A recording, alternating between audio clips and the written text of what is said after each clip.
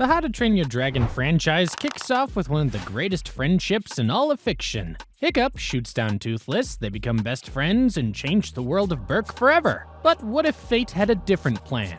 In today's video, we'll explore what would have happened if instead of that fateful encounter with Toothless, Hiccup accidentally shoots down a Light Fury instead. Our story begins back on Berk during the dragon raid from the first movie. In the original timeline, Hiccup manages to hit Toothless with his contraption, but in this alternate reality, things play out very differently.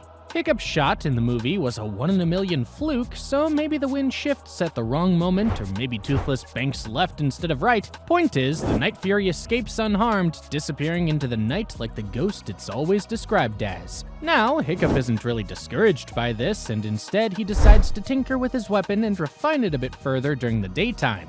This is when the Light Fury comes into the picture. At night, her bright white coloration would make her stick out like a sore thumb, so the Light Fury typically flies during the day when she can camouflage herself among the clouds. Light Furies are described as more elusive and more careful than their Night Fury cousins, so this dragon doesn't even come close to Berk. She probably would have been perfectly safe if not for a young Viking trying to perfect his projectile launcher. Hiccup sees a moving target among the clouds and decides to take a shot at it. Imagine his surprise when it not only lands a clean hit, but is also accompanied by a dragon cry and the sight of a white reptilian figure falling from the skies. Hiccup immediately goes out to the forest to find proof of his shot, but instead of seeing a familiar dragon, he sees something that isn't even mentioned in the dragon manual. A beautiful, graceful Light Fury lies tangled in his ropes, and she's absolutely terrified. This is where the story takes a completely different, emotional turn, because even though Toothless was scared and defensive, there was also a curiosity there. It was that curiosity, along with Toothless's outgoing personality, that allowed Hiccup to connect with the dragon.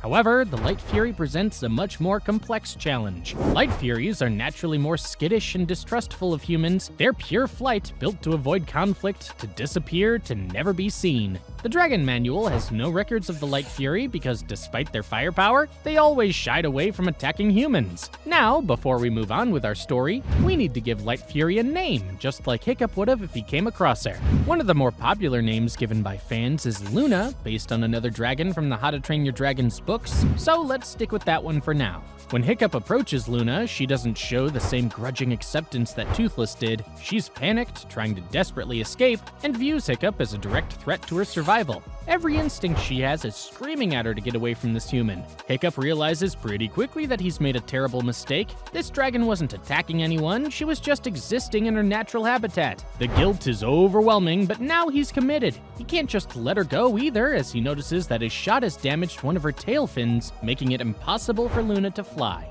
So, what begins is a much more difficult and gradual relationship built on very slowly earned respect. Hiccup has to completely change his approach. He brings her fish, but she won't eat in front of him. He tries to approach, but she retreats to the furthest corner possible. Every small step forward in their relationship is hard-earned and precious. This might actually be a much more realistic portrayal of how to befriend a wild, traumatized animal. It's not the same adventure we got with Toothless, but there's a much stronger emotional payoff. As Hiccup and Luna's relationship progresses, he manages to get the same insight into dragon behavior that he gained from bonding with Toothless. However, flying is a different challenge altogether. He manages to equip Luna with a tail fin, but getting her to trust him enough to let him ride her proves to be nearly impossible.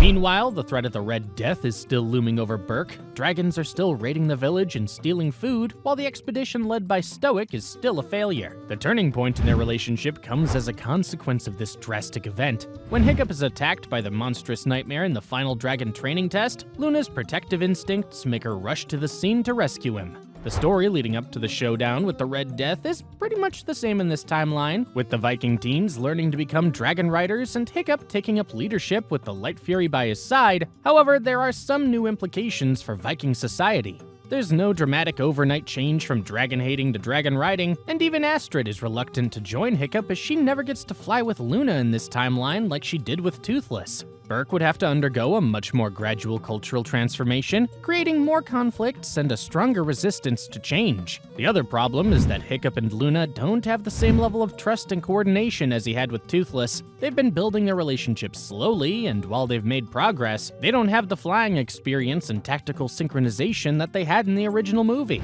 The battle is much more chaotic and desperate. Luna is willing to help, but she's not entirely comfortable with Hiccup riding her. Their maneuvers are less precise, their communication's imperfect, and several times they nearly fail because of their lack of coordination. And here's the crucial moment that changes everything. When Hiccup falls after that final plasma blast into the Red Death's mouth and is seemingly killed in the explosion, it's Luna who saves him. In the original timeline, Toothless's save felt natural. They were already bonded, already partners, but when Luna chooses to risk her life to save Hiccup, it represents a fundamental shift in their relationship. For the first time, Luna's choosing to trust a human completely. She's overcoming every instinct bred into her species to save this one person who showed her kindness. When Hiccup wakes up and realizes that Luna saved him, it's the emotional climax of their relationship arc.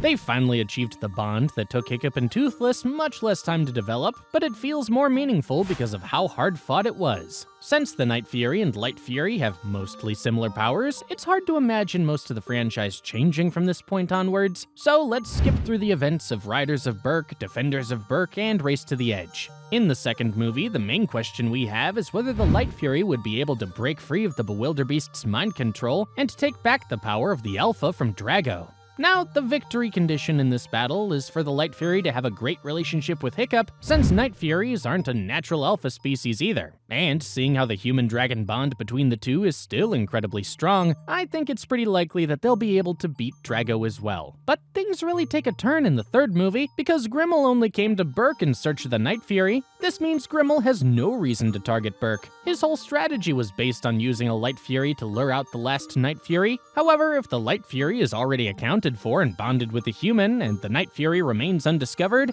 that plan doesn't work. But this doesn't really make for an interesting story, so let's consider a timeline where the Night Fury that Hiccup failed to shoot down is still out there. Eventually, word reaches Grimmel about this elusive dragon that's been spotted around the archipelago. Now we have a completely different dynamic. Grimmel comes to the region to hunt the wild Night Fury directly. This creates an interesting dynamic because now Hiccup's in a race against Grimmel to track down the Night Fury and take it into his protection. In the original timeline, Grimmel used the Light Fury as bait to attract Toothless, but in our story, an instant attraction is formed between the two when Hiccup tracks down the Night Fury. Toothless doesn't come anywhere near humans, but Hiccup notices that the Night Fury is willing to get close to Luna. Now this leads to a troublesome situation because Luna's the key to protecting Toothless, but Hiccup can't leave them alone because of the threat of Grimmel and his Death Grippers. So in this timeline, Hiccup doubles his efforts to find the hidden world so he can protect all dragons from hunters like Grimmel.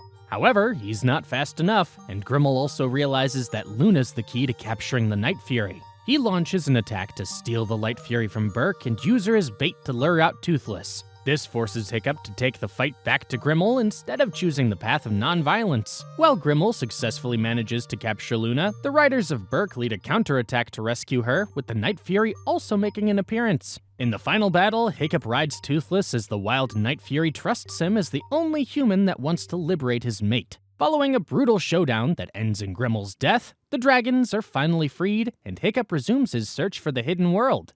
Following their discovery of the entrance near the barbaric archipelago, Hiccup finally parts ways with Luna and sends her to the hidden world where she will lead the dragons as their queen. And that wraps up our story of what would happen if Hiccup shot down the Light Fury instead of Toothless. Is this alternate timeline more compelling than the original? As always, let us know your thoughts in the comments down below.